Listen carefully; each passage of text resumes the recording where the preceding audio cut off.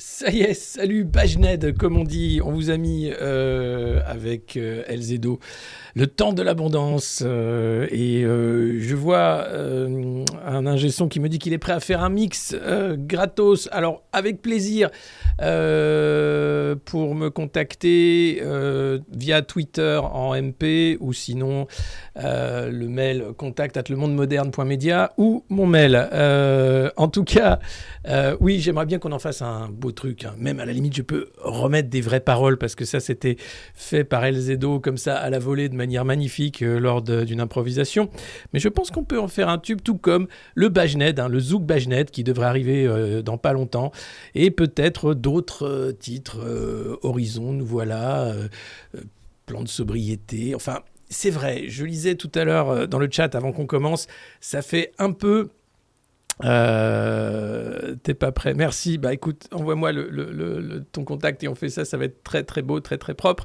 Je lisais dans le chat tout à l'heure qu'on est un peu dans une ambiance fin du monde. C'est vrai, hein, mais c'est pas. C'est le vieux monde se meurt et le nouveau monde tarde à arriver. Et entre les deux naissent des monstres. Et les monstres, ils sont vraiment partout. C'est un truc incroyable. Ce qu'on vit actuellement, c'est le moment gramscien, évidemment, d'un vieux monde et d'un nouveau monde. C'est le nouveau monde voulu par Klaus Schwab et ceux de Davos. Hein, un monde de technosurveillance où l'algorithme réglerait la vie de crétins numériques. Tout ça, moi, j'en veux pas. Vous non plus. C'est pour ça qu'on est là tous les matins à se tirer les coudes et à se dire mais c'est pas possible qu'il soit aussi con quand même. Et alors, hier, on a eu quand même un truc, mais une dinguerie sur LCI où les mecs ont fait une propagande en disant qu'il n'y avait pas de manif le week-end et que c'est la télé russe qui faisait en fait de la manipulation d'informations. Moi, je pense à tous les pauvres boomers macronistes qui bouffent du BFM et du LCI toute la journée et qui pensent que le monde, c'est cette propagande-là. Moi, je crains en fait que ces gens-là aient un choc cognitif quand la réalité, cet hiver, va venir toquer à la porte. « Bonjour, oui, dites donc, on a dit qu'on chauffait pas à 25, hein ?» « Mais je chauffe pas à 25, j'ai très froid. » « Non, monsieur, excusez-moi, mais regardez, j'ai mon appareil de contrôle, hein. Vous êtes à 27 degrés, très exactement. Donc vous allez devoir aller en prison. » Ah bon ? Oui, en prison de sobriété. C'est un petit camp de rééducation où vous allez passer 15 jours à 17 degrés à manger des lentilles et du carton. Ah, d'accord. Vous avez voté Macron ? Oui. Alors c'est bon, ce sera qu'une semaine pour vous. D'accord, merci, c'est formidable. Et pour le Linky, je fais comment ? Laissez-nous faire, on va régler la température nous-mêmes, vous inquiétez pas. Sinon, Michel, oui, vous passerez à la piqûre avant d'aller au camp ? Oui, avec plaisir, pas de problème. Merci beaucoup. Voilà, non mais on vit un moment de dinguerie féroce. J'ai jamais vu ça de ma vie. Je pensais même pas vivre ça de ma vie. C'est-à-dire qu'entre le réel et ce qu'ils nous racontent, c'est en fait n'importe quoi. C'est un film. T'as les mecs, les communicants de l'Élysée, le mec qui vient de chez Murdoch, Macron, qui vous allez voir, hein, les petits gestes qui sont évocateurs de « Allez, on y va, hein, on y croit, on y va », mais on n'y croit pas. Même lui, il croit plus. C'est un truc de dingue. Le CNR, personne ne veut y aller, ce Conseil national de la refondation macroniste. Et puis, le reste est à l'envie, c'est-à-dire que, oui, les sanctions fonctionnent de manière phénoménale contre l'économie européenne. Mais il faut continuer. Et puis là, vous avez, on va en parler tout à l'heure, le logiciel européiste qui est complètement grippé parce que toute la construction européenne, la beauté du marché unique, qui était cette libéralisation de tous les secteurs de la vie, notamment celui de l'énergie, par exemple, eh bien, c'est de la merde. Et ils peuvent pas le dire parce qu'en fait, ils ont passé 25 ans à nous vendre de la merde. Et là, ils se disent oui, mais c'est parce que c'est la guerre. Non, c'est parce que vous êtes des nuls et des dangers. Parce que les cabinets de conseil ont pris le pouvoir il y a bien longtemps, il y a trop longtemps. Alors oui, je rêve d'un peuple politique qui se réveillerait. Je rêve d'un moment où finalement, tout le monde aurait éteint les moutons pour se dire c'est pas possible, j'arrête de regarder cette merde. Et viendrait tous les matins regarder la revue de presse du Monde Moderne pour à la fois s'informer, rigoler et puis se dire qu'on n'est pas seul dans l'univers.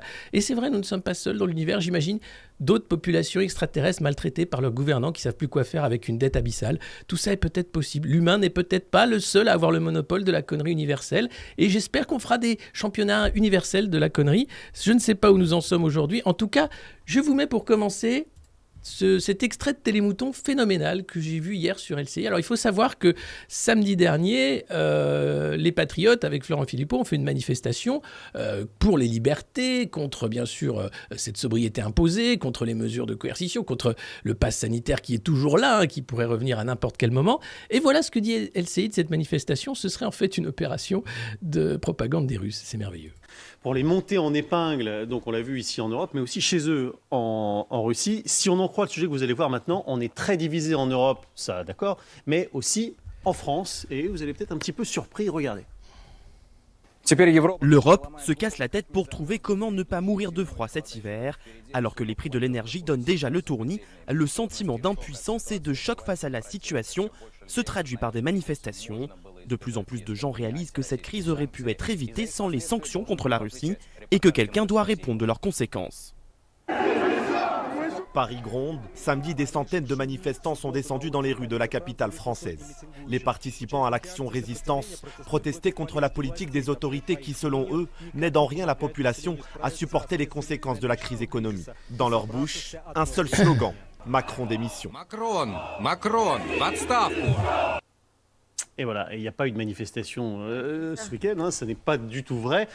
Magali Barthès, on est en plein ici dans la propagande russe auprès du peuple russe. Oui, pour leur faire croire qu'en effet, l'Europe se divise selon les calculs de Vladimir Poutine. Donc c'est vrai qu'on voit bien la façon dont ils ont de détourner des images, y mettre leurs propres sous-titres pour en effet marteler que tout se passe comme prévu. En fait, c'est encore ce qu'on dit sur la télé. C'est dingue. Ils sont dingues. J'ai pas d'autre explication. Ou alors ils sont vraiment payés pour raconter de la merde. Bon, ça d'accord, mais à ce point-là, c'est-à-dire que là, le mec te dit qu'il n'y a pas eu de manifestation. Il y en a une, il y avait beaucoup de monde qui criait d'ailleurs Macron destitution dans la rue ce week-end, le 3. Et le mec te dit, mais il n'y a pas eu de manifestation. Et tous les mecs sur le plateau sont là. Et l'autre qui dit, oui, c'est vrai, il n'y a rien. Mais vous n'êtes pas des malades mentaux, sérieusement ? Non mais, check news. Allô, les chasseurs de fake news, vous allez faire un truc pour LCI ? Est-ce que LCI a fait de la fausse information sciemment sur la manifestation du 3 septembre à Paris ? Oui. Donc entre propagande et censure, on est vraiment très mal barré. Et vraiment, là, c'est un cas d'école. C'est-à-dire qu'on a un journaliste qui ne fait pas son travail. Il fait de la propagande. C'est proprement scandaleux. Et je ne vois rien de la part de la caste journalistique pour dire... Ouais, lui, il faudrait lui enlever sa carte de presse, hein. Et vite. Parce que franchement, ce qu'il fait, c'est limite le chirurgien qui vient pour t'opérer et qui t'arrache une jambe en disant « Mais c'est très bien, vous marcherez mieux avec une seule jambe. » C'est même encore mieux. La charte de Munich, non mais ça fait longtemps qu'ils savent plus ce que c'est de toute façon. Mais là, c'est même plus de la charte de Munich. C'est-à-dire qu'on est au-delà du réel. Les mecs accusent la télé russe de faire de la propagande et eux font la pire des propagandes.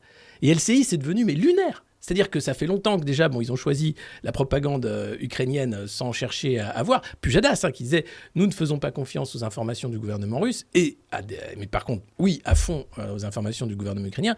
J'avais expliqué à ce moment-là qu'on avait un grave problème puisque le journalisme s'était douté de recouper les sources et qu'une source officielle, elle est par principe sujette à caution. Mais là, c'est de la désinformation, c'est plus de la malinformation. Je critique depuis des mois, des années, la malinformation, comme la malbouffe, qui est servie par ces chaînes de télé en continu, d'infos en continu. Là, c'est pas de la malinformation. On est passé dans la désinformation.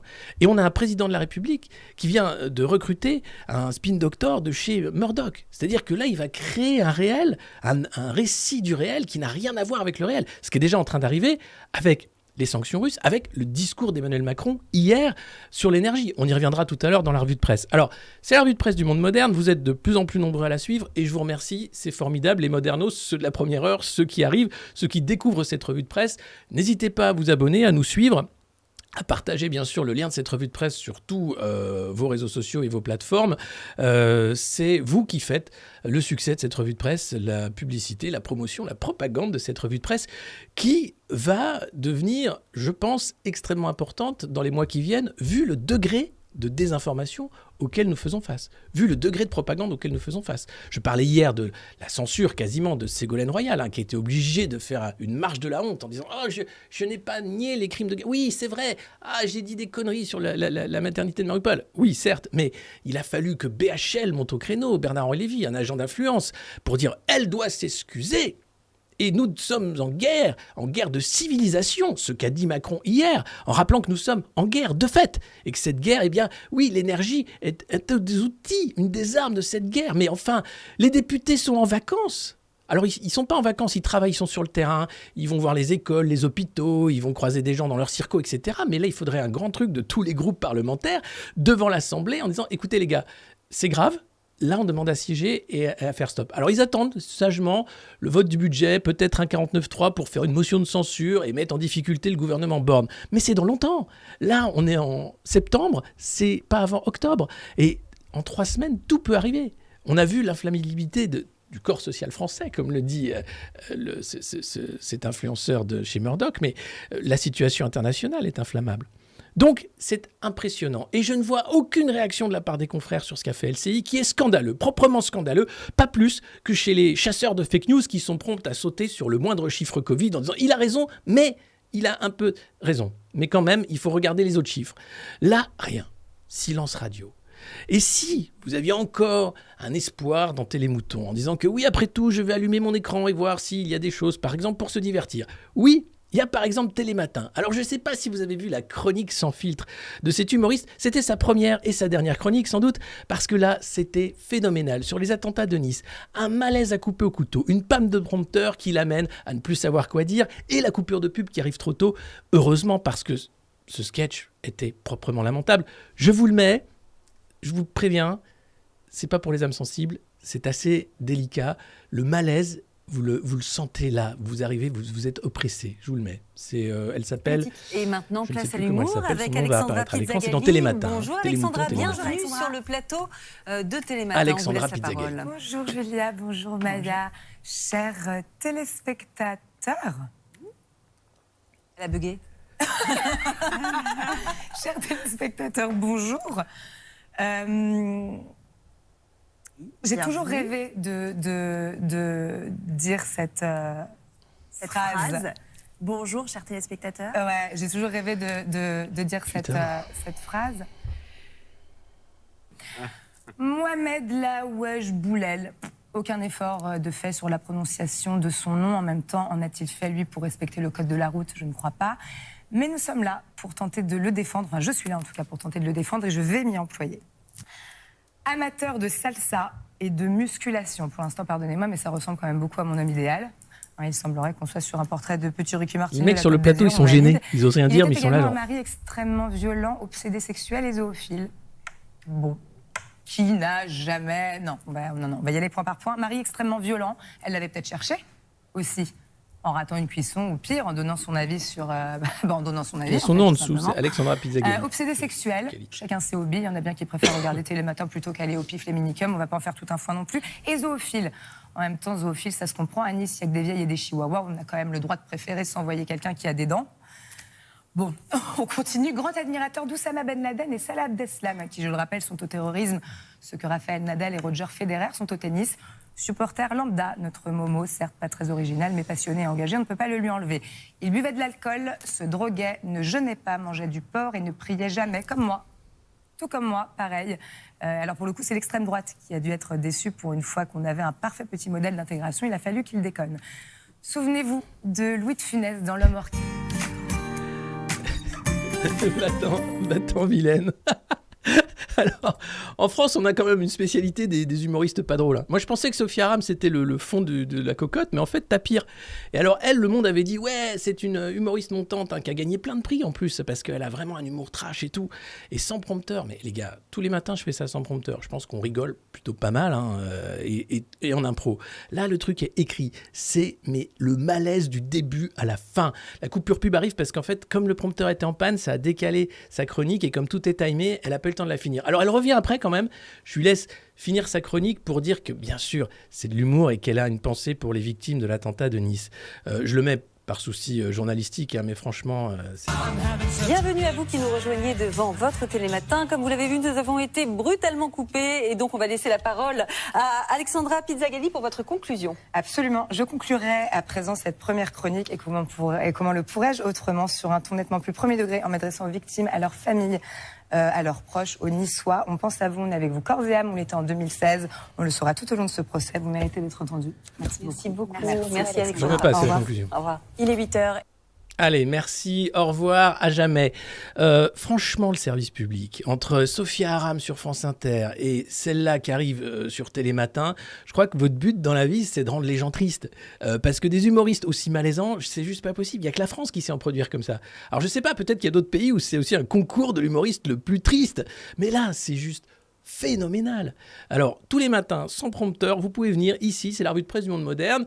Les news sont terribles, évidemment, la désinformation atteint des sommets stratosphériques, mais on essaye d'en rire quand même, et on essaye de tenir bon, et on essaye de tenir le cap, donc n'hésitez pas. Merci à vos réabonnements, à vos abonnements, à vos partages, tout ça, c'est formidable, et j'espère qu'un mouvement de fond va arriver pour que les Français éteignent une bonne fois pour toutes Télémouton, parce que quand on voit ça, c'est proprement scandaleux. À la fois ça, ce sketch lamentable, mais ce que je vous ai passé tout à l'heure sur LCI, qui est de la désinformation pure et simple, et là, je ne sais plus quoi dire. Voilà, on est proprement dans le scandale. Alors, à propos de scandale, et là, je sais, vous ne voulez pas le voir ni l'entendre, mais c'est notre président, et nous devons parfois écouter son auguste parole pour savoir quel sera notre plan sobriété personnel. Moi, personnellement, j'ai choisi, j'éteins la télé, la radio, et je ne m'en porte pas plus mal. Je stream 1 heure et demie par jour tous les matins pour qu'on garde le lien. Et sinon, je regarde un peu Twitter, c'est vrai, et ce n'est pas forcément la meilleure photo de la société française, mais je lis la presse oligarchique tous les matins et ça nous donne une idée un peu du niveau de débilité atteinte par la société. Alors, c'est vrai, on me disait tout à l'heure en critique, vous ne mettez jamais en avant les bonnes initiatives. Alors, je vais le faire ce matin, je vais mettre en avant l'initiative de sobriété heureuse du président. Et c'est vrai qu'il a une initiative formidable, c'est-à-dire que le mec t'explique que ça va être très dur, c'est vrai, mais que si on règle, et c'est OSS 117, si on règle le chauffage à 19, et il t'explique, il faut régler le chauffage à 19, si on baisse un peu la clim, quand il fait chaud, on peut y arriver. Spoil, non. Les 10%, ça va être avec des mesures de restriction. Le plan de rationnement est déjà prêt. Et je pense que c'est McKinsey qui a chopé 500 000 balles pour le faire. Enfin, ou n'importe quel cabinet de conseil à la con, peut-être dans les conseils climatiques, peut-être qu'il y en a un autre qui est mieux que l'autre, mais c'est déjà prêt. C'est-à-dire que l'idée de dire « c'est de votre faute, il va falloir faire des efforts », et en décembre dire « bon, les Français n'ont pas fait assez d'efforts, donc on va être obligé de mettre un passe carbone ». Mais c'est gros comme une putain de montagne. Et ça passe. C'est genre « ouais, je vous préviens les gars, s'ils nous mettent en place un plan de sobriété imposé, c'est pas possible. » On ne refait pas la connerie Covid. Alors, tant que les gens vont regarder Télémouton, ouais, ça va marcher. Parce que les sondages, les Français sont prêts à se couper un bras. Oui, les Français sont prêts à donner un rein. Oui. Enfin, sur 300 Français interrogés par BFM, ouais, certes. Mais franchement, non. Les Français, on va arrêter ça tout de suite, les Français. On va oui, j'aimerais l'entendre. On va arrêter les frais. Voilà. On va ne plus écouter cette sainte parole, mais on va l'écouter ce matin quand même, que vous vous rendiez compte du degré waouh, Squeaky l'écureuil fou est en roue libre. La solution est dans nos mains. Si nous savons collectivement nous comporter de manière plus sobre et nous savons faire des économies d'énergie partout, alors il n'y aura pas de rationnement et il n'y aura pas de coupure. C'est ça la clé. Donc il n'y a pas de fatalité du tout. L'objectif, c'est-à-dire que si nous avons un hiver très froid, si la solidarité européenne est appelée, nous pouvons tout à fait passer ces caps si nous savons faire environ ces 10% d'économie d'énergie. Donc il faut dès maintenant nous mettre en capacité de le faire. Ce plan de sobriété, la logique dans laquelle on va plutôt rentrer dans un premier temps est une logique de mobilisation générale et pas d'obligation ou de coercition. Je pense que c'est très important parce que moi je crois dans l'intelligence collective et nos compatriotes sont tout à fait conscients de cela. Donc on va en fait faire des points réguliers, semaine après semaine, et on va regarder où on en est. Je vous dis où on en est des stockages. Chaque semaine, on va faire le suivi des choses. Et mon objectif, c'est qu'on puisse partager cette information et qu'on la rende transparente. J'ai donné un premier instrument. Mon EcoWatt me donne déjà beaucoup d'informations sur la situation énergétique, est-ce qu'on dépense trop, pas assez ou autre. Et on va essayer d'améliorer tous ces instruments pour que chacun puisse se l'approprier. Au niveau individuel, si on met déjà la climatisation en ce moment un peu moins fort, et si on arrive, quand il commencera à faire froid, à mettre le chauffage un peu moins fort que d'habitude, on y contribue. Ensuite, nous, on doit aussi changer les comportements. Et je dis ça, personne n'est exemplaire aujourd'hui. On doit tous se bouger, tous changer les habitudes et parfois les mauvaises habitudes. Et donc ce sont des réflexes qu'on va devoir prendre dans les administrations publiques, au niveau de l'État, des collectivités publiques, dans le secteur tertiaire, puis branche par branche, pour pouvoir le faire. On va faire le suivi de tout ça. C'est dingue. C'est-à-dire que le mec t'explique qu'il faut régler le chauffage, qu'ils vont faire des petits efforts, etc. Qu'il va y avoir un point hebdomadaire, comme le Covid. Vous vous rappelez quand il y avait Jean Castex avec Olivier Véran ? parfois Blanquer pour parler des protocoles qui venaient. Ben, en l'état des connaissances disponibles et compte tenu des recommandations des autorités sanitaires, il est maintenant recommandé de boire son café debout. Notamment, les rayons slip, lingerie et jouets seront fermés car non essentiels et dangereux pour la propagation du virus, notamment après 20 heures. Si vous êtes sur la plage dynamique, attention de vous munir de votre auto-attestation de consommation de carbone. Ils vont nous la refaire avec le carbone. La même, mais ils remplacent Covid par carbone. Et ça va être un délire. Toutes les semaines, on va avoir un mec qui va dire « Bon, les stocks sont un machin. Attention, faites des efforts, les Français, attention. » Alors, un conseil, stockez du bois, des bougies, des réchauds, tout ce que vous pouvez, des lampes torches, pour préparer la caverne. Parce que là, globalement, avec des mecs pareils, on est sûr d'aller vers du rationnement. Sûr. Je vous le dis, vous pouvez prendre date. On est le 6 septembre 2022. En décembre, le plan de rationnement arrive. Et c'est déjà prêt, vous inquiétez pas, les mecs, ils passent leur temps à essayer de nous emmerder. Donc, restriction des transports, restriction des capacités de chauffage, la douche hebdomadaire à 25 degrés et pas plus. Non, je rigole là, mais imagine, les mecs sont déjà à fond. T'as tous les mecs de chez McKinsey, bon, qu'est-ce qu'on pourrait faire pour faire chier les Français Est-ce qu'ils ont le droit de faire des frites, par exemple? Ah non, pas lui, les frites, c'est complètement interdit, complètement interdit, les frites. Ils vendent plus ça, tu m'empêches, Super U, de mettre des frites dans les rayons, pas de problème. Qu'est-ce qu'on fait? Pareil, le congélo, c'est fini, fini. Et les sports d'hiver? Oh là là là là là, il faut fermer les stations de ski. On va pas quand même ouvrir des stations de ski avec des télésièges qui consomment un max. C'est pas possible. Non. Déjà là, vous avez les piscines qui ferment, on en parle tout à l'heure. Mais je vous dis, c'est délirant. Alors, le mec, hier, nous a dit qu'on était en guerre, que l'énergie était un des outils de cette guerre, évidemment. Énergie qui... Alors, vous allez voir, les Russes accusent Siemens, en fait, par rapport à Nord Stream 1, en disant que c'est Siemens qui doit réparer un truc. Nous, on est bon, mais il faudrait que Siemens bouge un peu pour qu'on rouvre la vanne. Donc, tout est vanne, en fait. Tout est jeu de poker. L'Europe n'a pas les moyens de faire ce jeu de poker, puisque l'Allemagne a vraiment besoin du gaz russe, et donc ils savent vraiment plus trop comment faire. Alors, certes, le gaz liquéfié américain va arriver, mais ce ne sera pas suffisant. Nous, on va donner du gaz à l'Allemagne. C'est ce qu'explique Emmanuel Macron dans un... Je ne vais pas vous mettre tout son discours, mais il explique ensuite que la France, dans un élan de solidarité, va donner son gaz, va offrir son gaz à l'Allemagne, qui en échange offrira son électricité produite au charbon. Tout ça parce que la solidarité européenne doit marcher. Alors la France n'a pas de gaz, mais on va quand même donner notre gaz. Nos réserves sont à 92%. Donc on va se sacrifier d'une certaine façon pour l'Allemagne, qui est énorme consommatrice de gaz et qui a choisi de se priver du gaz russe, puisque c'est nos valeurs européennes qui sont en jeu, vous le savez. Et donc tout ça, dans une folie mais incroyable, fait qu'à la fin, Emmanuel Macron se rend compte que le marché de l'énergie européen, ça ne marche pas et qu'il va falloir le réformer. Parce que c'est vrai, les prix ne sont pas du tout en adéquation avec le prix de production de l'électricité, puisqu'ils sont indexés sur le prix du gaz. Tout ça, c'est une connerie qui a été faite en 95-96. Ça fait 25 ans qu'on nous vend l'Union européenne avec la concurrence comme étant une garantie pour le consommateur de faire baisser les prix. C'est faux, ça ne marche pas. On nous a vendu l'Europe de la paix, c'est la guerre.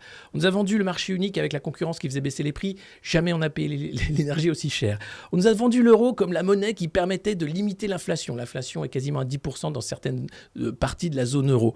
On nous a vendu ensuite quoi? La solidarité. On voit que les Italiens sont allés rafler le gaz algérien avant que Macron aille écouter du rail à Oran. C'est formidable. Donc, tout ça ne marche pas et on continue de faire semblant avec des leaders européens qui sont en train d'essayer de détricoter la merde qu'ils ont construite pendant 25 ans. Alors, excusez-moi, mais à un moment, il faut des leaders politiques qui ont le courage de dire « c'est la fin d'un système, il faut passer à autre chose ». Et oui, l'énergie, c'est un secteur stratégique qui doit être nationalisé, comme c'était le cas avec EDF-GDF. Parce que c'est nos impôts qui ont payé les infrastructures, parce que ça nous appartient, et parce que c'est le consommateur final, qui est finalement le citoyen payeur d'impôts, qui a le droit d'avoir une énergie peu chère. Et quand on voit le scandale des centrales nucléaires à l'arrêt, eh bien Emmanuel Macron se défausse sur le patron d'EDF qui a, lui, accusé les pouvoirs publics, puisque ce sont les pouvoirs publics qui ont demandé à EDF de sortir du nucléaire. Et encore une fois, c'est pas la faute à Squeezie l'écureuil, c'est la faute au patron d'EDF qu'il est trop méchant. Faux. Voilà. Donc je voulais commencer par ce discours de Macron. On y reviendra, notamment sur la passe d'armes avec EDF. Mais on va faire quand même un petit tour, comme on le fait chaque matin, de la presse oligarchique, parce que c'est nécessaire. Enfin, disons que c'est un appui pour parler de choses et d'autres. Notamment, voir où nous en sommes aujourd'hui. Alors, on commence avec le Figaro. Et le gouvernement très ennuyé puisque le budget va sans doute passer au 49.3. Les oppositions ont dit qu'elles ne voteront pas le budget. Elles ne sont pas du tout constructives. Et là, le 49.3, ça peut déclencher une motion de censure. C'est dans un mois. Alors je sais qu'on a d'autres chats à fouetter en ce moment puisqu'on se demande si on va pouvoir se chauffer et chauffer nos aliments. Mais les mecs à l'Assemblée nationale, vu qu'il y a la cantine, ils s'en foutent. Ils sont en train de discuter de trucs qui ne nous regardent pas. Les Français nous reprocheraient de ne pas tenir notre volonté de transformation du pays. Aurore Berger, qui est la présidente du groupe Renaissance à l'Assemblée nationale. Alors on ne sait plus si c'est La République En Marche, Renaissance... Les mecs eux-mêmes savent plus où ils habitent, donc c'est pas grave. Alors, la volonté de transformation du pays, si on pouvait arrêter tout de suite maintenant, et revenir au pays d'avant Macron, même d'avant Hollande, au pays d'avant, quand on avait EDF, GDF par exemple, quand on avait la SNCF qui marchait pas trop mal avec des prix de train qui n'étaient pas trop chers. Si on pouvait arrêter toutes les merdes de concurrence qui servent à rien dans le domaine des transports, de l'énergie, de l'éducation, mais aussi de la vieillesse par exemple, si on pouvait simplement arrêter cette transformation du pays qui s'appelle en fait simplement un maravage en règle. Les mecs sont en train de flinguer le pays, ils appellent ça une volonté de transformation. Alors j'ai envie de dire, vous pouvez arrêter tout de suite, les Français seront bien plus heureux en réalité que si vous continuez dans votre délire paranoïaque, débile, de dire qu'il faut que la France devienne une petite province européenne soumise aux règles de l'OTAN et de Washington. Ce serait juste sympa. À l'Assemblée, les bébés Le Maire creusent leur sillon. Ah ouais, il y a des bébés Le Maire à l'Assemblée. Attention, c'est des mecs qui étaient à son cabinet avant à Bercy et il les a envoyés comme ça sur le terrain, gagner les législatives. Il a fait campagne pour eux, ça a été sympa. Oh les gars! J'arrête, 2 minutes. On parlait des bébés Le Maire. On a fait nos objectifs, 760 abonnés aujourd'hui. On devait les faire à la fin du mois. Du coup, je gère les objectifs. Alors là, bravo, merci à vous tous qui suivez cette revue de presse et qui vous abonnez. Laurent Watteau qui a offert un abonnement, Brume qui a pris un abonnement avec Prime et tous les autres. Je n'ai pas toute la liste, mais merci beaucoup. Je vais la faire quand même. Ice Simon 6 qui a pris un abonnement, Spar l'étoile aussi, Hamster Jovial 40, super, non, toujours autant de plaisir, 8 mois d'abonnement, merci à tous. Du coup, je mets un objectif, allez, on est dingue, on va le faire à objectif, allez, on met à 800, allez, on est des dingues. Allez, 800 abonnés, allez, des dingos. Ah non, j'ai pas le droit. 790, allez, hop. Valider l'objectif. Allez, hop. Voilà, c'est bon. Merci à tous. Merci vraiment à tous. Alors, reprenons. Dès 1000, je peux pas. Il faut y aller par palier, en fait. Ah ouais. Mais 1000, on va le faire, vous inquiétez pas. On est déjà à plus de 1500 tous les matins. L'objectif, c'est d'être 2000 tous les matins. L'idée, c'est simple. Vous allez voir Papy Mamie. Subrepticement, vous leur mettez le YouTube du monde moderne ou Twitch sur la télé via la box. Et vous faites en sorte que les autres chaînes soient déréglées. Pareil, vous allez chez les voisins, vous montrez la revue de presse, vous en parlez un max autour de vous. Les casseroles, évidemment. Ça, faut pas oublier. Les matins à 9h, casserole sur le balcon. C'est la revue de presse du monde moderne. Ouais. Les gens vont se dire, il faut ressortir les casseroles, Micheline. Des fois, ils ne savent pas. Et on va faire les 2000. Voilà, c'est juste un petit truc sympa. Objectif tartiflette, évidemment. Et si on fait 2000 tous les jours pendant une semaine, vous aurez l'émission culinaire du monde moderne qui sera sur une recette particulière de tartiflette. Voilà, juste pour vous dire. Reprenons.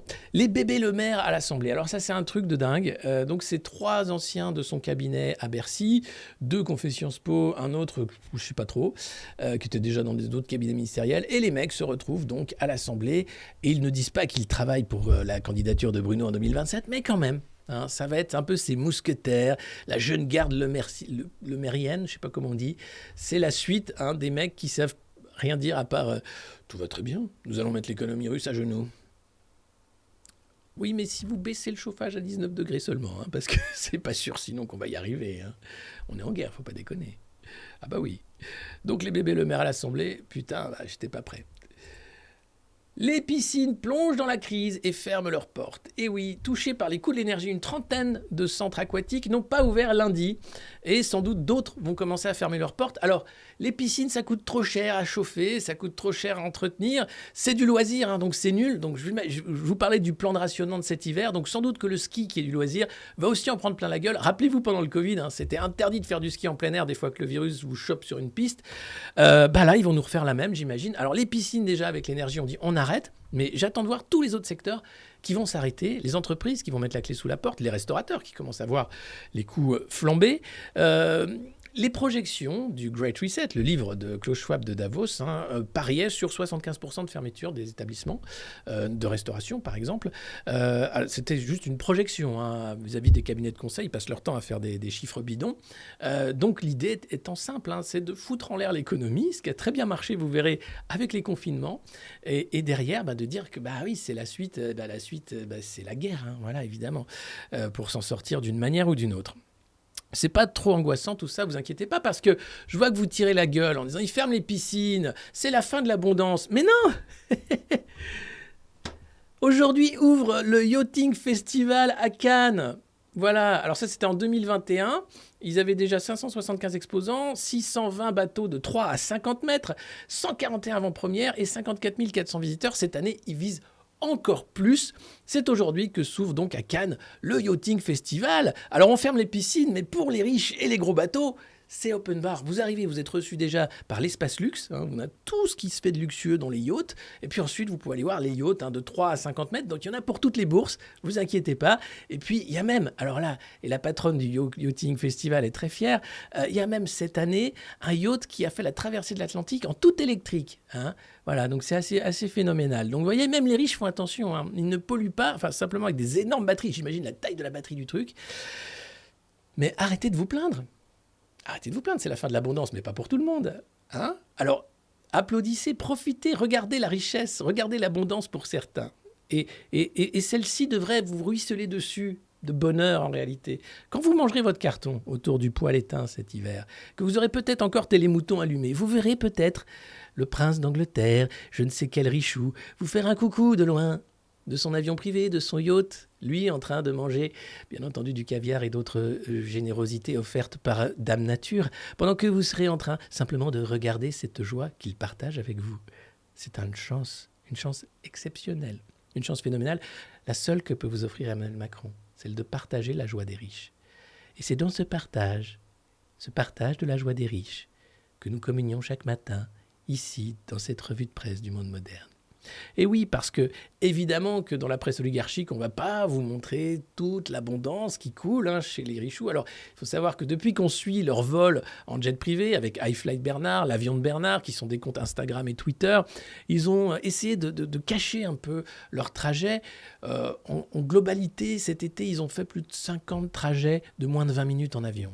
Alors, il y a eu le PSG, qui a fait la boulette. Oh là là! Mbappé qui rigole à une blague de l'autre là, qui est l'entraîneur, je crois, je ne sais même plus. Je suis nul en foot, si vous pouvez m'aider. Le mec fait la blague en disant, alors il y a une question de la SNCF qui dit, écoutez le PSG, quand est-ce que vous voyagez en train ? Parce que ce serait bien que vous voyagiez en train, parce que franchement, le voyage en train, c'est bien. Alors je crois que j'ai l'image, j'ai pas la vidéo, voilà, c'est Mbappé qui l'autre. Et c'est Thierry Gasquet, non, je crois que c'est les... Galtier, merci, parce que Gasquet, c'est le tennis, c'est ça. Galtier. Donc Galtier, donc on pose une question à Galtier et Mbappé, qui font une conférence de presse sur le PSG, en disant, pour aller à Nantes, est-ce que vous ne prendrez pas le train, parce que c'est que 2 heures, et la SNCF peut vous affréter un train spécial PSG. Gros silence. Et là, Galtier fait, ouais, c'est vrai qu'on en a parlé avec notre référent carbone, machin, mais on pense même y aller en char à voile. Et là, c'est l'hilarité. Sauf que c'est pas drôle. Parce que les mecs ont fait des jets, ils ont pris un mec pour faire un jet. Enfin bref, ils s'en foutent. Pour eux, l'avion, c'est comme nous quand on prend le métro. C'est à peu près pareil. C'est genre, oh non, faut encore prendre un jet privé. On va être tout entassé dedans et tout. J'aime pas ça. Et donc, ça les fait marrer. Le problème, c'est qu'en vrai, ils étaient en train de discuter vraiment avec la SNCF pour faire au moins une opération de com. Donc là, les patrons du PSG sont ultra vénères en disant « Mais Galtier, c'est quoi cette blague ?» Et le mec, le président français de la Fédération des chars à voile a dit « Chiche, moi je vous offre un stage, venez faire du char à voile, c'est très bon pour le moral et tout, et on essaye, on voit ce qu'on peut faire. » Donc c'est génial, c'est fantastique. La SNCF prépare déjà un plan de sobriété avec ses trains. Alors c'est pas qu'il y aura moins de trains, mais c'est bref, ils ont prévu un truc pour rouler et consommer. un truc à base de sobriété et de solidarité. Mais là, je fais l'ironie sur les bonnes initiatives. Mais non, je ne fais pas de l'ironie sur les bonnes initiatives. J'en parle parfois des bonnes initiatives. Je vais d'ailleurs faire une série de podcasts sur les bonnes initiatives dans la Drôme, ici. Je vais aller rencontrer les gens qui ont des bonnes initiatives, que ce soit des ressourceries, des recycleries, que ce soit des ZAD, que ce soit plein d'initiatives de démocratie locale. Donc non, ici, la revue de presse, elle a un rôle. C'est se moquer de ce qu'on nous vend comme étant le réel. Voilà, par une presse oligarchique qui sert des intérêts de classe. C'est tout. Donc, on ne va pas mélanger les torchons et les serviettes. Après, je ferai des trucs sérieux sur les bonnes initiatives. Mais je peux en parler, et j'en parlerai ici. J'en ferai la promotion ici, bien entendu. Voilà. Donc, la boulette. Donc, le PSG est obligé de rétropédaler et tout. Donc, si vous ne savez pas quoi faire ce week-end, le salon du yacht a ouvert à Cannes et c'est un bonheur pour les yeux, évidemment. Et les bourses je vous ai dit, de 3 à 50 mètres, vous trouverez votre bonheur, forcément. Alors, les 4 récessions françaises en un demi-siècle. La première, c'était le premier choc pétrolier. Vous voyez, on était très bas. Ensuite, on a eu une deuxième calamité. Je vous le mets en plus gros. C'était la politique monétaire restrictive pour la réunification. Ça, c'est magnifique. C'est l'Allemagne qui nous a fait ça va. La crise de 2008, évidemment. Et là, regardez, la dernière, en 2020, le Covid. Cette crise merveilleusement gérée par des confinements qui a foutu l'économie à plat et qui a fait une fausse croissance, puisque les aides aux entreprises ont permis de faire semblant, de dire que non, on n'était pas dans une récession tragique. En réalité, si, non seulement on a la récession, mais en plus on a une dette cataclysmique, et en plus on a une stagflation, c'est-à-dire l'inflation arrive et l'économie va stagner, avec évidemment de nombreuses entreprises qui vont mettre la clé sous la porte. Donc tout ça a été écrit quand ils ont fait le choix de fermer l'économie et de la subventionner pour qu'elle ferme. C'était un suicide collectif. Alors, je ne dis pas que nos dirigeants font partie d'une secte millénariste, mais c'est quand même des buses. Globalement, on peut le dire, tous les économistes un peu sérieux vous le diront, c'est n'importe quoi ce qui s'est passé. Et nous vivons dans un songe, ce qu'on appelle l'économie zombie, c'est-à-dire des entreprises zombies qui ont été aidées, mais qui vont mettre la clé sous la porte, parce qu'en plus, l'inflation, l'énergie chère, la stagnation économique font que ça ne pourra pas repartir. Et la BCE qui va augmenter les taux, il y a une réunion vendredi pour dire, bon, est-ce qu'on remonte encore, Christine ? La petite bosse, qu'est-ce qu'on fait de la petite bosse, Christine ? Oh, on regarde ce qu'a fait la banque américaine, puis on fait pareil. Voilà, Christine, des fois tu bosses quand même. Bah oui, c'est pas compliqué, non. Mais quand même, donc voilà, vous avez ce premier indicateur. Donc, c'est le Covid qui nous fout dans la merde. Enfin, c'est la gestion du Covid qui nous fout dans la merde, parce qu'on aurait pu faire tout à fait autrement. Alors vous allez me dire, c'était facile, on refait le match après, mais ce virus tueur quand même, vous vous rendez compte, etc. Ouais, je me rends compte, on n'avait pas de masque, tout ça, pas de vaccin, waouh, 4 doses. On n'avait même pas 2, 4, 5 maintenant qui arrivent, avec les masques, et la 8e vague, je sais plus, je compte plus. Bref, on est bien. L'inquiétude des chefs d'entreprise. Alors là, la crise sanitaire a foutu le moral à zéro, et là ça rebaisse, ça commence à rebaisser. Ils n'ont jamais été aussi inquiets pendant le Covid.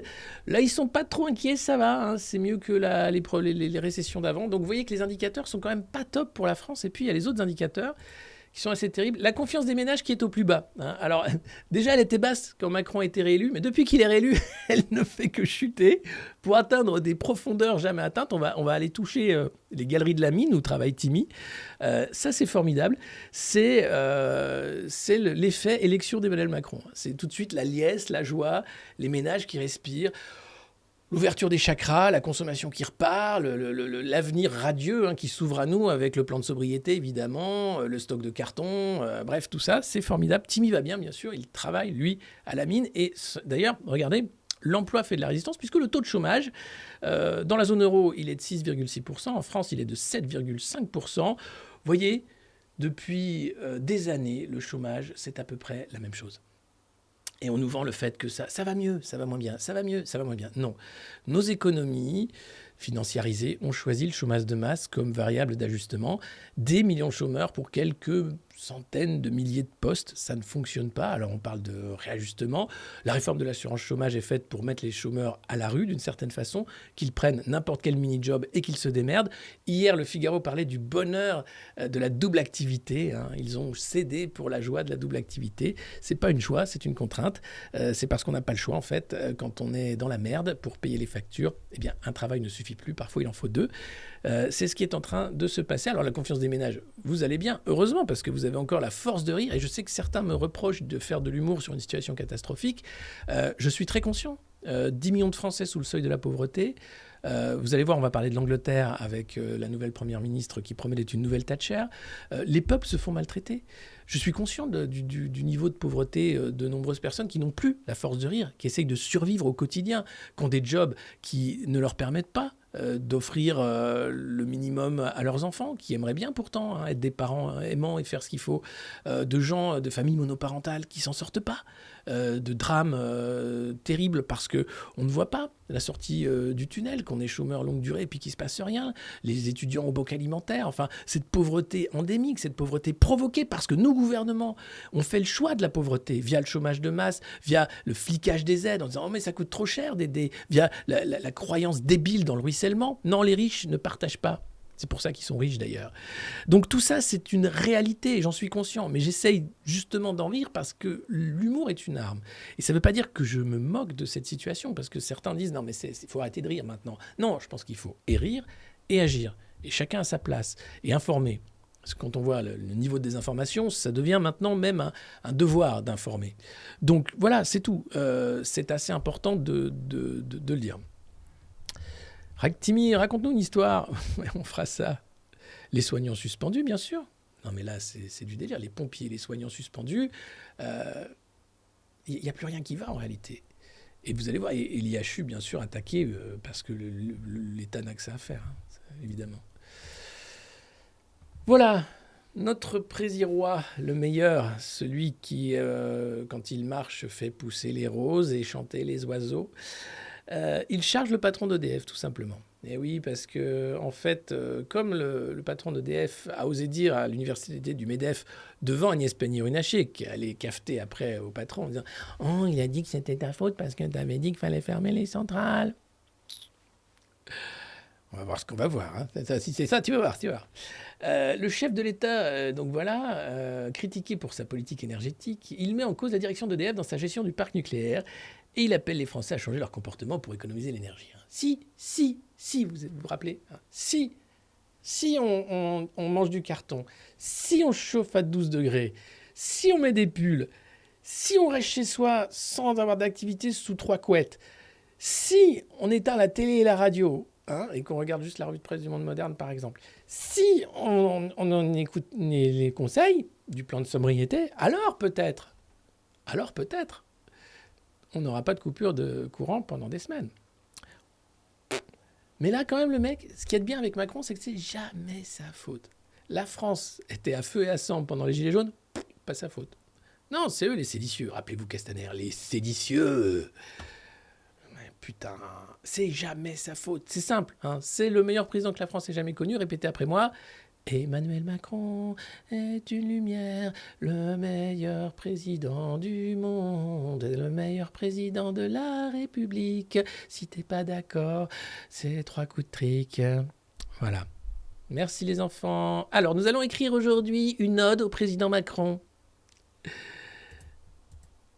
Donc, les tensions... Alors, il faut savoir que la guerre entre EDF et Macron, ça ne date pas d'aujourd'hui. Les tensions entre la direction d'EDF et l'exécutif ne datent pas de la semaine dernière. Beaucoup au sein du gouvernement ont mis sur le dos de Jean-Bernard Lévy, le PDG d'EDF, l'échec de la réorganisation du groupe autour du plan baptisé Hercule. Alors, tu as un président qui s'appelle Vulcain.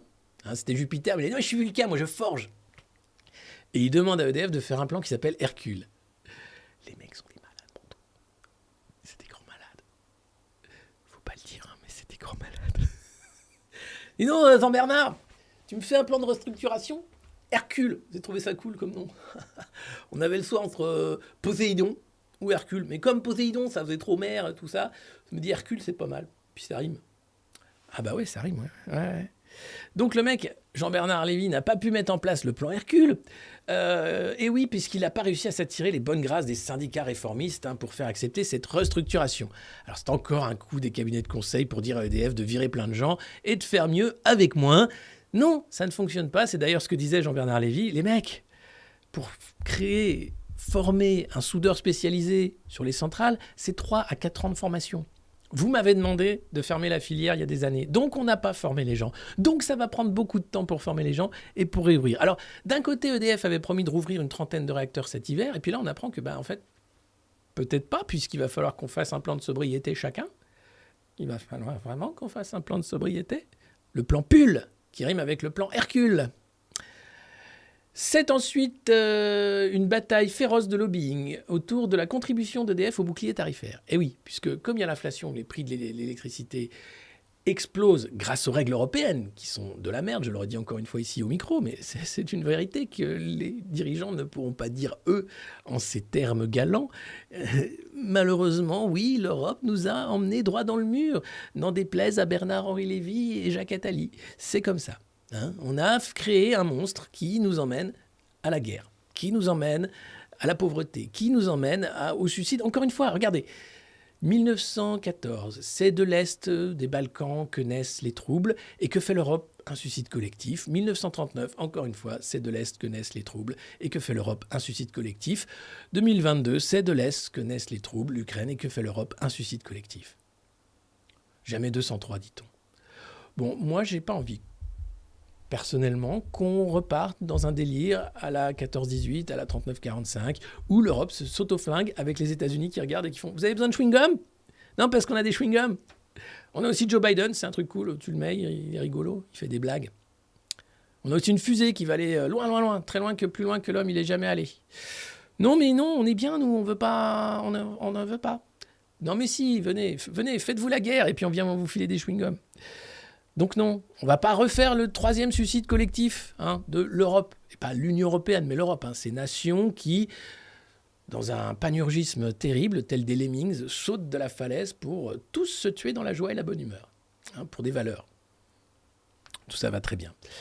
Donc là, les mecs ont dit 8 milliards quand même. EDF est obligé de se saigner pour que, derrière, Bruno Le Maire dise « Grâce aux mesures du gouvernement, vous payez très peu cher le gaz. » Non, c'est parce que vous êtes en train de flinguer EDF, qui était quand même un joyau de l'industrie française, que nous avons aidé avec nos impôts pour créer l'infrastructure, des centrales nucléaires, mais aussi toute la grille, etc. Mais tout ça, non, ils s'en foutent. Forcé de lâcher 8 milliards d'euros pour protéger les Français, la direction du groupe a porté l'affaire devant le Conseil d'État cet été. Donc vous voyez, c'est vraiment une brouille qui est depuis longtemps, où les mecs d'EDF savent très bien que Macron et son gouvernement ont fait n'importe quoi. Et donc, c'est ensuite devant le Conseil d'État, demandant un dédommagement, une entreprise qui attaque son actionnaire étatique, on n'avait jamais vu ça. Mais il en allait de la responsabilité juridique de Jean-Bernard Lévy, qui se doit de défendre l'intérêt de son entreprise, quitte à déplaire au sommet, mais au plus mauvais moment, celui où le président de la République cherche à donner du sens à son second mandat. Mais on s'en branle du second mandat de Macron. Là, il est question des Français, de tous les ménages français. Il est question de l'hiver, de savoir si on va pouvoir se chauffer cet hiver correctement, de savoir si on va pas avoir de coupure d'électricité. Non, mais on en est là. Vous vous rendez compte le fiasco qu'est Macron ? Et les mecs, à longueur de temps, t'expliquent que c'est formidable. Ils nous préparent un plan sobriété. C'est la grande bascule. Ça rime avec le plan Hercule. Ça rime aussi avec autre chose. C'est dingue. C'est-à-dire que là, le mec est en train de flinguer l'économie française. Son premier mandat, ça a été le scandale, la violence d'État comme jamais vu avec les Gilets jaunes, le ratage, les affaires à multiplication, le règlement du Covid via les cabinets de conseil qui nous ont emmenés droit dans le mur économique, la dette qui a explosé. Et il faudrait encore dire bravo. Je ne comprends pas comment ce président a été réélu, déjà, je ne comprends pas. Ensuite, quand on arrive là, où le mec, où là, quand même, vous avez le secteur économique qui dit « Non, mais les gars, vous faites n'importe quoi, on en a marre de Bruno Le Maire, c'est pas possible.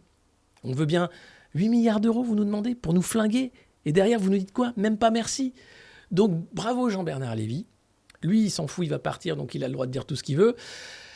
Heureusement qu'il y en a qui osent encore ouvrir leur gueule dans cette espèce de monarchie dysfonctionnelle qu'est la République française, parce que ça va très mal et qu'on s'en fout de savoir le sens du second mandat de Macron. En plus, il est en train de payer un mec pour lui sculpter magnifique sculpture pour savoir quelle trace il laissera dans l'histoire. On s'en fout, putain. C'est dingue.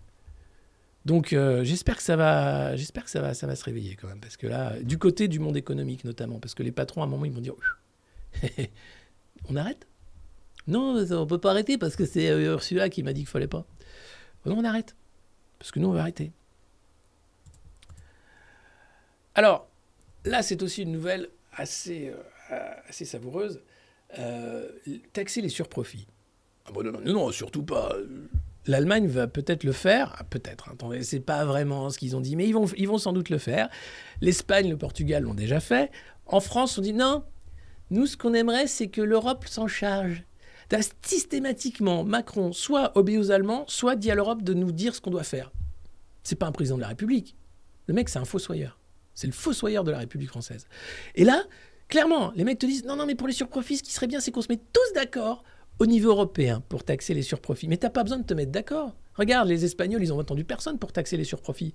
Quand t'as des mecs qui vont s'en mettre plein les fouilles sur le charbon, sur la production de gaz, etc. D'ailleurs, le constat est fait. Le prix de l'électricité n'a rien à voir avec son prix de production. Donc ça suffit. Ces surprofits doivent retourner dans la poche des États qui vont financer des mesures justement pour éviter que les ménages en prennent plein la gueule. Non, on t'explique que l'hiver sera dur et que pour les surprofits, on va passer tout l'hiver à discuter dans des salles bien chauffées avec des buffets, des jus d'orange, des petits croissants, des machins pour se mettre d'accord. À la fin, on sera évidemment pas d'accord. Parce que regardez, si l'Europe se charge des surprofits, ce qui est génial, c'est que au niveau international, l'impôt minimum de 15% est toujours dans l'impasse. De toute façon, c'est simple. Dès que tu veux qu'un truc n'arrive pas, tu dis on va gérer ça au G7 ou au niveau européen. T'es sûr qu'il se passera jamais rien.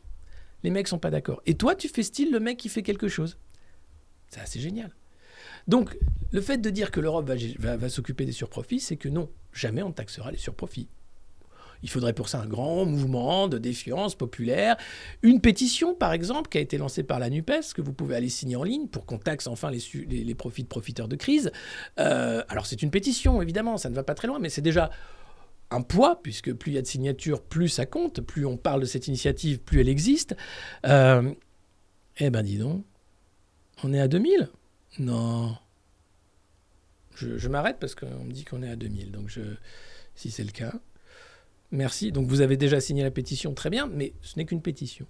La réalité, c'est qu'au niveau international, ils feront tout pour que rien ne se passe. Je me rappelle les paroles de Pierre Moscovici, qui était commissaire européen des finances et qui luttait contre les paradis fiscaux. Il a passé son temps à enlever des pays de la liste des paradis fiscaux. Non, mais lui, il est sur la liste grise. Gris moyen. Ah ouais, d'accord. Bon, alors donc on le met, mais c'est un copain. Parce que le Luxembourg, c'est pas un paradis fiscal. Parce que les Pays-Bas non plus. Parce que le Portugal non plus. Malte, non. L'Irlande, non, c'est pas un paradis fiscal. L'Europe est truffée de paradis fiscaux. Mais on peut pas les enlever parce que les États-Unis, ils ont le Delaware. C'est l'État où Joe Biden était sénateur. C'est te dire le niveau de rectitude du mec. Le Delaware, c'est la Suisse américaine. C'est là que toutes les entreprises planquent leurs profits pour payer zéro impôt. Donc nous, on avait besoin d'un système équivalent pour que la concurrence joue. Donc il y avait le sandwich néerlandais qui permettait de passer via les îles Vierges, etc. Il y avait Panama, évidemment, on parle des Panama Papers. On va reparler des Panama Papers avec M. Oudéa, qui était le patron, qui est toujours le patron de la Société Générale et qui va prendre la tête de Sanofi. Vous allez voir, il est formidable, lui. On en parle tout à l'heure. On est à 1920, presque 2000, et on est presque à 20 000 abonnés. On est à 19 968 followers ici sur Twitch.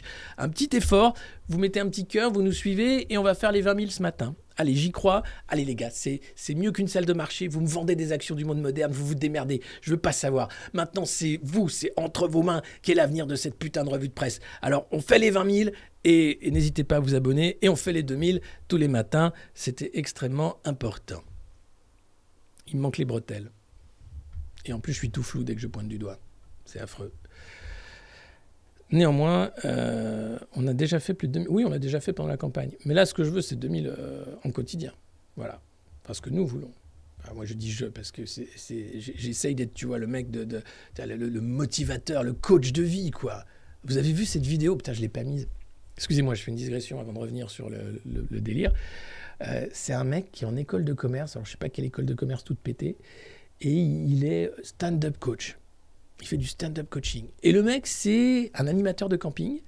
Il est devant des élèves qui font ça. J'ai mis ça sur mon Twitter. Et les mecs, Il dit, allez, faites comme ça, vous êtes les meilleurs, vous êtes les chefs de votre vie, ou je sais pas, tu vois, toutes les phrases vides de sens que tu peux sortir, et le mec est payé pour ça, et tu te dis, c'est pas possible en fait. Si ça va mal, c'est aussi un peu à cause des gens comme ça. Donc voilà, merci de cramer vos points de chaîne, 2031 en moyenne, c'est formidable, et on va peut-être faire les 20 000 abonnés. C'est génial. Vous êtes les meilleurs. Je tiens à vous remercier vraiment les Modernos parce que vous êtes une communauté drôle, bienveillante, un peu cynique quand même. Et vous êtes surtout une horde qui fait peur, n'est-ce pas? Parce que parfois, quand je tweete, je lâche ma horde, me dit-on. Hein, c'est le cas de M. Vargon, hier, qui n'a pas aimé que j'utilise sa photo. Alors soyez gentils, hein, pas d'insultes, toujours de l'humour et beaucoup de respect. Beaucoup de respect et beaucoup de bienveillance. Et si vous êtes sage, je vous lirai une page du livre de Nicolas Sarkozy tout à l'heure. Parce que c'est vrai, j'avais dit qu'on lirait tous les jours une page au hasard de Nicolas Sarkozy, ce qui permet de voir qu'on fait du surplace depuis longtemps. Donc je le ferai tout à l'heure. En tout cas, merci beaucoup. On explose tout. Et on va sans doute passer... voilà, vous cramez les points de chaîne, c'est dingue. Il va falloir que je crée des nouveautés aussi sur les points de chaîne, sur les émoticônes et tout ça. C'est une parenthèse Twitch pour ceux qui regardent sur YouTube. Désolé. Dans le live, on échange pas mal. Ah, Dieudo et Bigard, magnifique. Je sais pas pourquoi vous voulez parler de ça, mais c'est un gros fail, ça. Ah ben voilà. On parlait du loup. Donc Frédéric Oudéa, qui est le mari de la ministre des Sports, du coup, qui n'a pas le droit de s'occuper de plein de dossiers à cause des Jeux Olympiques, tout ça, ce qui est pratique, va être le futur président de Sanofi. C'est le directeur général de la Société Générale. Il va succéder donc à Serge Weinberg en avril 2023. Donc, on a le temps de voir venir. Donc, comme ça, les actionnaires ont le temps de voir venir. Et Sanofi a le temps de créer un vaccin français contre le Covid. Voilà. Comme ça, on dira, c'est un succès phénoménal. Comme ça, pour la ministre, tout ça. Donc, cet entre-soi est absolument phénoménal. Vous savez que vous passez d'une boîte à l'autre. Société Générale, Sanofi, ça n'a rien à voir. Mais le mec, c'est pas grave. Et je suis président. Et je prends des tickets. Ah ouais, pas de rationnement, non, des tickets de présence. Ah ouais, vous savez, c'est des jetons de présence. C'était payé pour venir dire que tout va bien ou tout va mal aux actionnaires. D'accord, c'est super. Mais c'est vachement bien foutu, le monde des riches. Ah bah ouais, c'est plutôt bien. On s'invite et tout, on se fait des bouffes, on se file des jobs, on se fout de la gueule des pauvres. C'est pas mal. Comment on fait pour être riche? Bah, faut naître riche d'abord. Ah bon, bah tant pis alors. Ah ouais. C'est comme ça, qu'est-ce que vous voulez. Et donc, ce fameux Frédéric Oudéa, il faut se rappeler qu'à une époque, il a menti devant la commission d'enquête du Sénat sur les activités de la Société Générale dans les paradis fiscaux à l'époque des Panama Papers. Il a affirmé devant les sénateurs que la Société Générale n'avait plus d'activité dans les paradis fiscaux, ce qui était faux. Et donc, les sénateurs se sont réunis en comité pour savoir s'ils devaient accuser Frédéric Oudéa de parjure, ce qui est soumis à plusieurs milliers d'euros d'amende et une peine de prison potentiellement, et transmettre le dossier à la justice en disant voilà, cette personne qui est président de la Société Générale a menti devant la commission d'enquête sur le fait que la Société Générale avait bien des opérations dans des paradis fiscaux. Or, les sénateurs se sont réunis donc en petit comité et ont décidé de ne pas accuser Frédéric Oudéa de parjure. Voilà. À l'époque, vous aviez quelques sénateurs qui étaient outragés en disant que c'était terrible pour l'image du Sénat, que c'était scandaleux, que la justice devait s'emparer de cette affaire. Lui en est sorti, bien sûr, en mentant devant le Sénat, comme Benalla, comme tout le monde. En fait, tu étais convoqué devant le Sénat, ouais, vous jurez de dire que la vérité? Bon, ouais, comme les autres, ouais. Non, mais c'est dingue. Voilà, donc ne cherchez pas la justice, hein, elle n'est pas là. Pas plus que l'imam Iqiyoussen. Pas là non plus. Donc tout ça, c'est formidable. Voilà, donc Frédéric Oudéa qui va prendre la tête de Sanofi, et Sanofi est tout content, en disant que ça va faire un super binôme avec le mec qui est PDG. Enfin, c'est génial, ces mecs-là sont géniaux, je les adore. On peut les applaudir, c'est grâce à eux que vous pouvez rêver d'abondance. Et puis, alors le Figaro qui est en roue libre, parce que le mocassin serait peut-être la nouvelle basket. Ah, mes amis, le mocassin à gland revient. Vous vous rappelez quand Sarkozy était tout gros, qu'il avait des petits mocassins à gland et des costards gris trop larges? avant que Carla le relook complètement quand il était président. Parce qu'il a eu un passage maire de Neuilly où il s'habillait n'importe comment. Hein. C'était valse, mais en gros, en petit gros. C'était terrible. Puis après, il a fait du sport, du yoga, il a acheté des costards un peu taillés italiens. Et voilà. Mais là, le mocassin revient. Donc les mecs du Figaro sont comme des oufs. Ils vont ressortir les vieux mocassins qu'ils avaient honte de mettre. Tu sais, en disant, mais on dirait Alain Juppé en 1998. Bah ouais, alors c'est très, très, très tendance. Ce mocassin marron, là, avec les glands. Ah bah ouais, c'est super tendance. Et comment je fais, moi, avec mes Nike, machin? Non, mais laisse tomber, c'est nul. Le mocassin is the new sneakers. Voilà. Donc, c'est assez génial. Donc, si jamais vous avez des mocassins qui dorment dans les placards, c'est le moment ou jamais de les ressortir, puisque apparemment, c'est tendance. Et il y a des stocks. Hein. Vous inquiétez pas, à Neuilly, il y a du stock, mais ils ne savaient plus quoi en faire. Et bien, ça dormait un peu dans les placards, un peu honteux, tu vois. Mais là, ça va ressortir, vous allez voir, ça va à la Défense. Les mecs, t'as sorti tes mocassins, t'es génial. Ouais, ils ont fait la boule, ceux-là. Génial. Ça, c'est assez génial, c'est sur la flambée des prix, évidemment. Et Charles Michel, qui est le président donc, du Conseil européen, c'est-à-dire la réunion de tous les dirigeants européens, qui va avoir lieu vendredi. Donc Charles Michel, l'ancien Premier ministre belge, qui est à la tête de ce truc-là, pousse un peu Ursula von der Leyen pour réguler le marché. C'est un article de Jean Quatremer qui est assez juste sur la débilité de ce qui se passe actuellement. Voilà. Donc, les mecs t'expliquent en fait que les prix indexés sur le gaz, c'est bidon. Il fallait surtout pas le faire. Depuis de très nombreux mois, le Conseil européen invite la Commission à travailler sur des prix de l'énergie, le plafonnement et sur la question du marché de l'électricité où des réformes s'imposent. En vain jusqu'à présent. Je réitère l'impatience des États pour que le plus rapidement possible, la Commission mette des propositions sur la table. Et oui. En fait, les ministres de l'énergie se réunissent vendredi et ils n'ont aucun texte à se mettre sous la dent. Et nous, on paye l'énergie très cher. C'est de pire en pire. La réticence de la Commission à agir est d'autant plus étonnante que le prix de l'énergie a commencé à s'envoler à l'automne dernier. On le savait déjà. Hein. L'énergie chère, c'est avant la guerre en Ukraine, pour que vous sachiez un peu le degré de n'importe quoi dans lequel on est plongé. Qui s'est accéléré avec la guerre, évidemment. Mais voilà, reconnaître que la libéralisation du marché de l'énergie a échoué, et dans quelle proportion, c'est admettre que la libre concurrence, ce morceau de la vraie croix pour les eurocrates, n'est pas la solution à tous les problèmes, et qu'un électron ne s'échangera jamais comme une machine à laver dans un marché pur et parfait. Cet aggiornamento est d'autant plus difficile que cette libéralisation est considérée à Bruxelles comme le grand œuvre de l'Union européenne. Lancée il y a un quart de siècle, 25 ans je vous disais, sous l'impulsion britannique, pour l'électricité en 96, pour le gaz en 98, avant de s'accélérer au début du XXIe siècle, elle s'est faite en dépit de la forte résistance de Paris qui ne voulait pas introduire le renard de la concurrence dans le poulailler de l'énergie. Oui, l'énergie est un secteur stratégique, c'était débile de mettre de la concurrence dans le merdier. Mais c'est l'Europe, c'est nos valeurs, que voulez-vous ? Les arguments de la France en faveur du monopole public ont été inaudibles dans une Europe largement acquise au bienfait du tout marché et de la part d'un pays qui exportait son électricité nucléaire dans les autres pays européens et acquérait des opérateurs locaux en s'appuyant sur un marché domestique protégé. Et oui, parce qu'EDF opère par exemple l'électricité de Londres. Enfin, EDF est un succès à l'international. Cette libéralisation a échoué. Aucun des objectifs proclamés n'a été atteint. Et les prix, bien sûr, ont explosé pour le consommateur final. Donc admettre que ce qu'ils ont construit pendant 25 ans était une erreur, pour eux c'est impossible. Comme Macron admettre ses erreurs. C'est la faute bien sûr du patron d'EDF, pas la sienne. On a affaire à des gens qui sont des idéologues féroces. Des gens qui vont lutter contre le réel. Qui vont lutter aussi contre le fait qu'ils sont responsables. Toujours, ils trouveront une pirouette pour ne pas être responsables. C'est ça. On a affaire à des gens qui ne veulent pas reconnaître leurs erreurs, qui vont s'enferrer dans l'erreur, qui vont emmener encore une fois l'Europe dans le suicide, par principe. Parce que admettre qu'ils ont fait des erreurs, c'est admettre qu'ils ne servent à rien et qu'ils sont proprement nuls. Le constat est là pourtant, il est visible de tous, sauf de LCI, mais globalement, ça ne va pas. On ne peut pas attendre de ceux qui ont créé les problèmes qu'ils les règlent. Règle numéro 1. Donc il va falloir trouver une solution. Je ne l'ai pas, personnellement. Il n'aurait pas fallu voter Macron, mais ça c'est trop tard. Et voilà. D'ailleurs, je me demande en fait, c'est quoi ce vote ? Pourquoi les Français ? Pourquoi les Français vous aimez Édouard Philippe en personnalité politique ? Dans les sondages, je rigole, mais globalement, pourquoi on vous vend systématiquement à longueur d'année des gens qui vont travailler contre vos intérêts personnels ?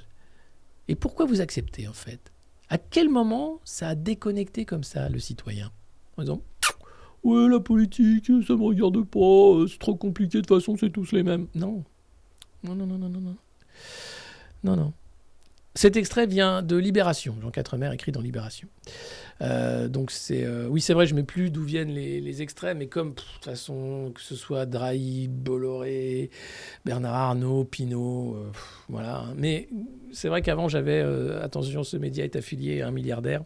Et c'était plutôt pas mal. Peut-être que je vais le refaire. Mon mari vote Macron par paresse intellectuelle. Mais réveille-le, ton mari. Je tutoie parce que là, on est obligé de réveiller en disant « Écoute, mec, même si vous n'avez pas d'enfant, hein, c'est qu'à un moment, il faut penser à vous aussi. Hein. » Le mec va... Non, mais... Non. À un moment, être citoyen, c'est justement savoir que la voix peut compter dans...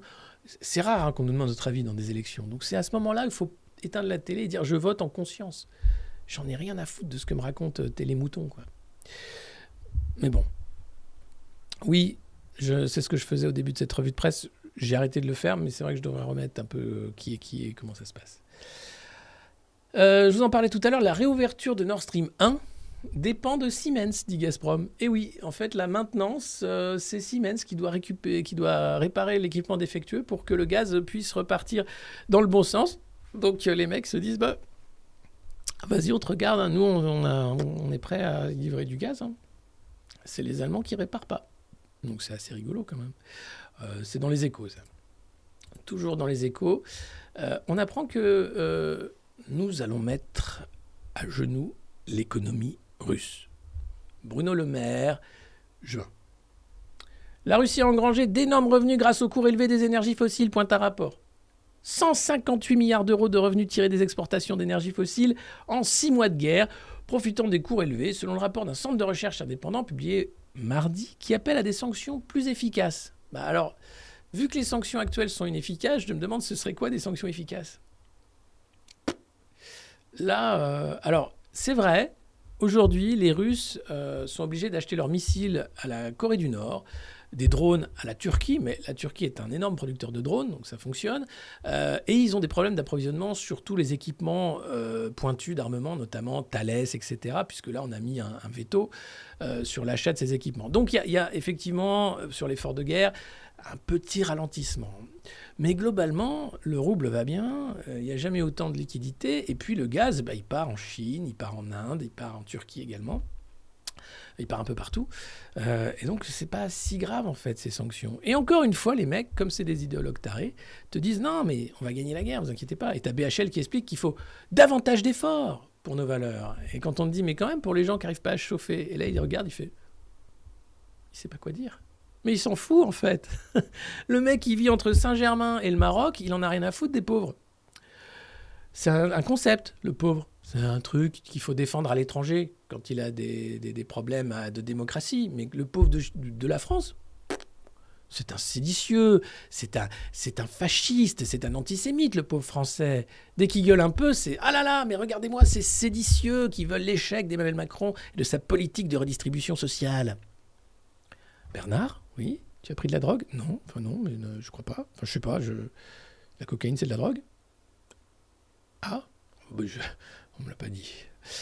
Je sais pas. Non, je n'insinue pas. Non, évidemment que Bernard-Henri Lévy n'a pas besoin de prendre de drogue pour dire des conneries. Et je pense d'ailleurs qu'il ne prend pas de drogue. Arrêtez de dire n'importe quoi.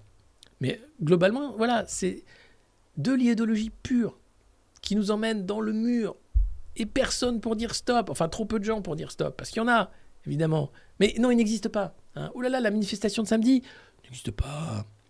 Le Frexit n'existe pas. L'Europe, échec ? Non, il n'existe pas. Christine Lagarde qui raconte n'importe quoi ? Non, faux. Excellente professionnelle, Christine Lagarde. Ouais, bien sûr.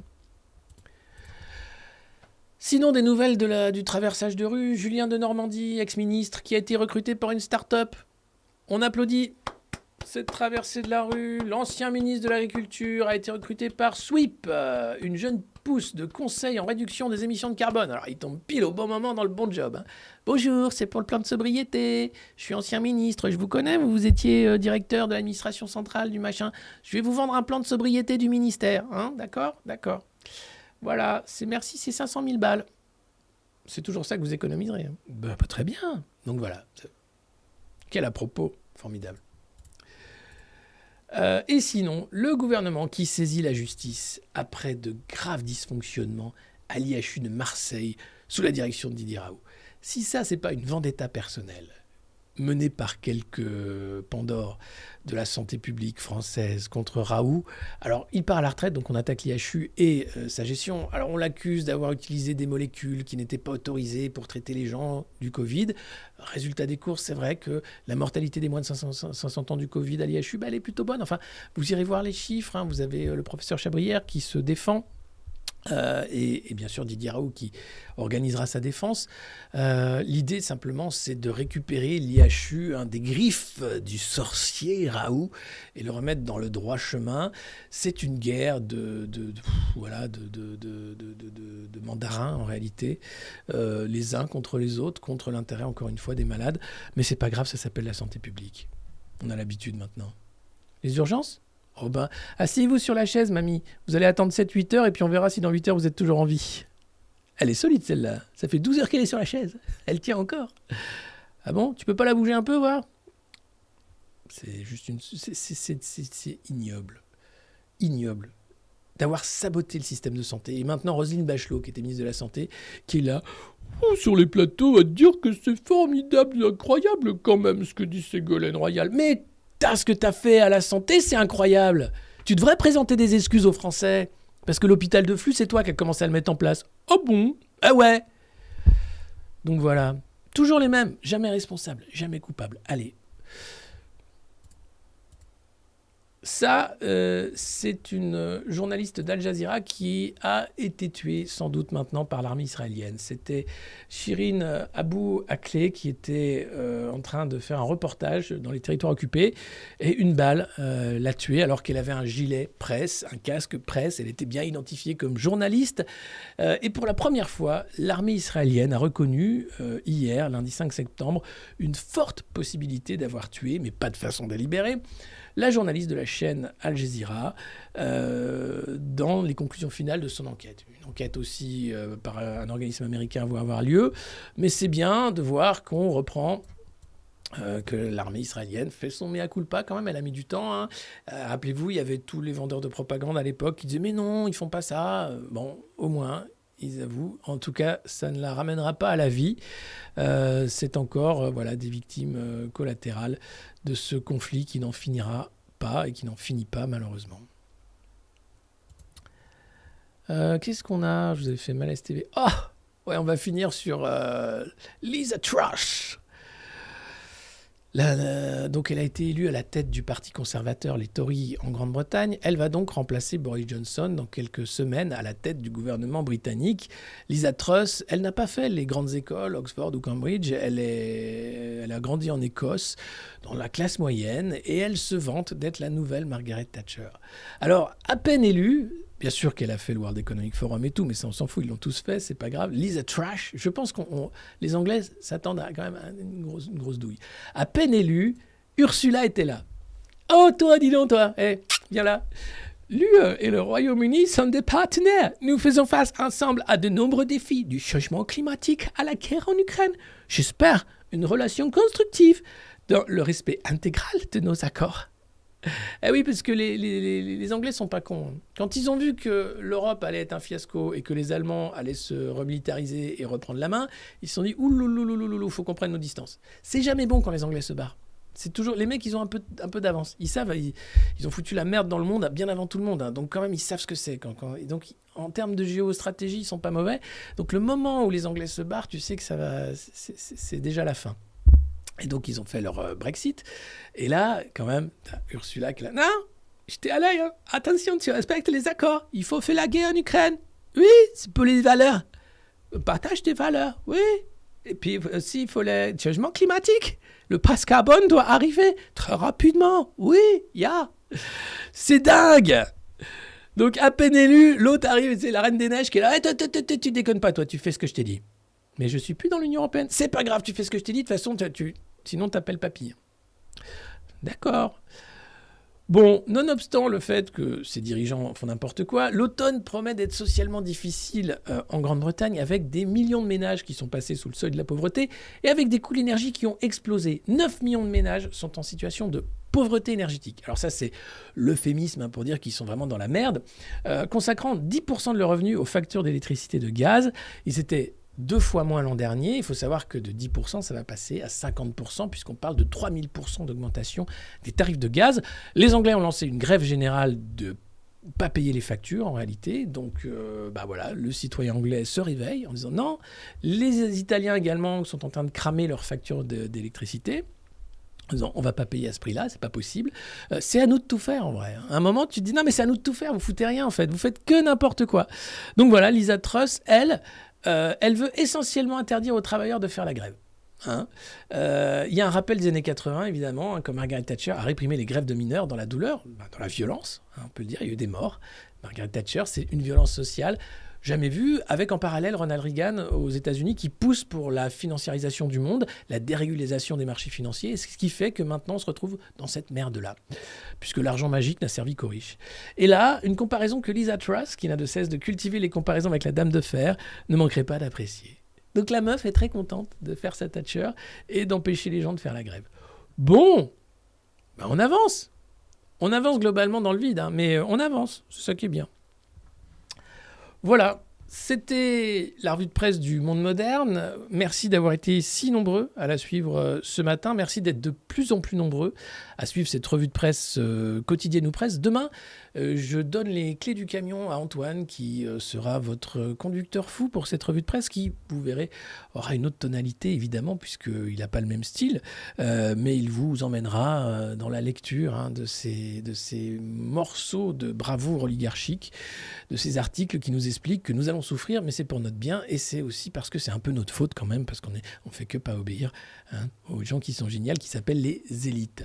Voilà, vous pouvez nous aider bien sûr en vous abonnant via Prime, ici sur Twitch, sur Patreon, en nous suivant sur YouTube, en partageant un maximum le stream quotidien de cette revue de presse sur vos différents réseaux sociaux, en faisant des petits extraits, en parlant tout simplement, le bouche-oreille. Je salue tous ceux qui me croisent dans la rue et qui me disent bonjour. C'est toujours un plaisir de vous croiser en vrai. Et attention, si vous écoutez la revue de presse au boulot, planquez-vous quand même, parce que ça risque de faire quand même un truc de dingue. On est presque à 20 000 followers ici sur Twitch. Il faudrait même pas une vingtaine de nouveaux follow.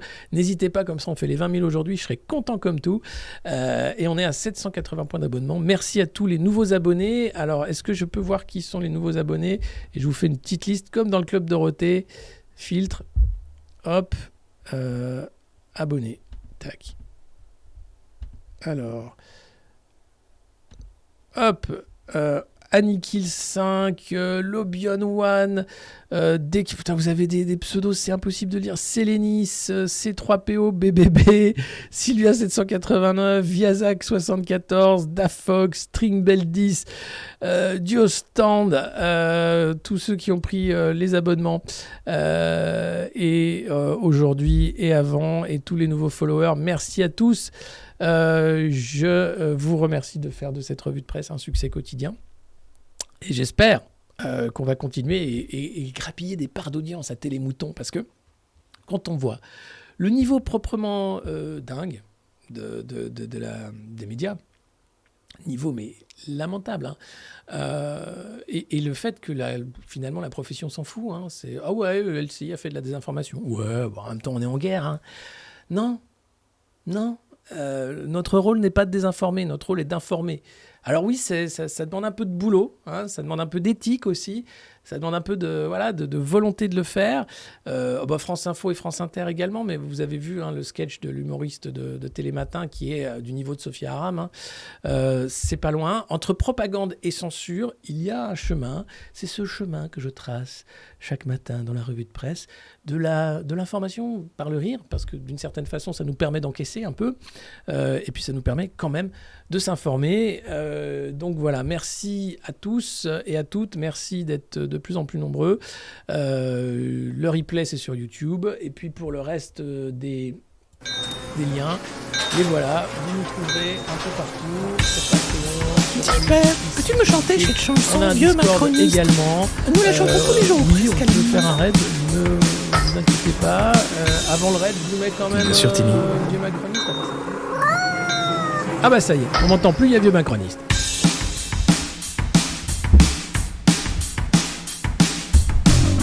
bonne journée. Vieux macroniste, vieux macroniste. Mao 68 maintenant, total fasciste.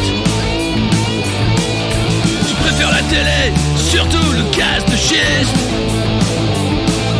Plutôt que décamper, tu t'accroches, tu t'enquistes. Vieux macroniste, vieux macroniste.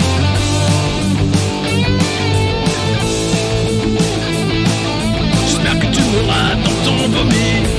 Vieux macroniste. Arrête de nous faire chier, toi et tes amis.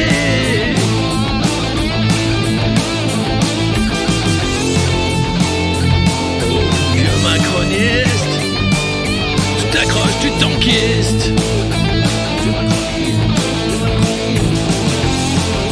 À la retraite depuis 15 ans, les autres tu t'en fiches.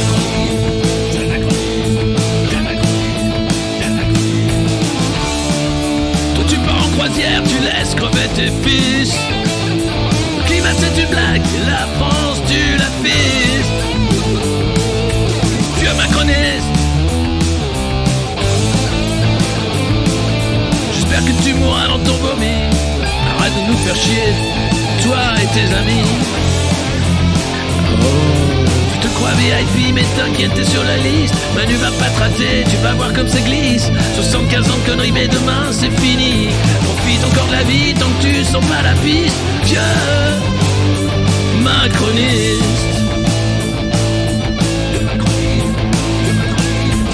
Jeune, vieux macroniste. Jeune, vieux macroniste. Jeune macroniste. Putain c'est la chialance, t'as déjà une vie triste.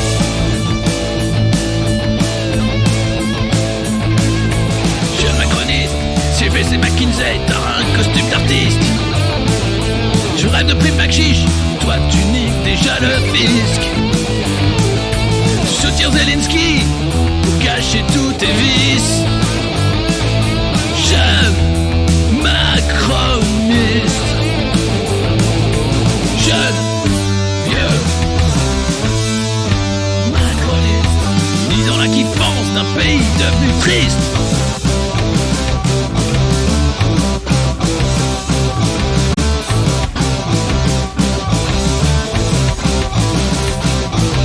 Vieux macroniste. Ah ça c'est de la chanson comme on aime ici.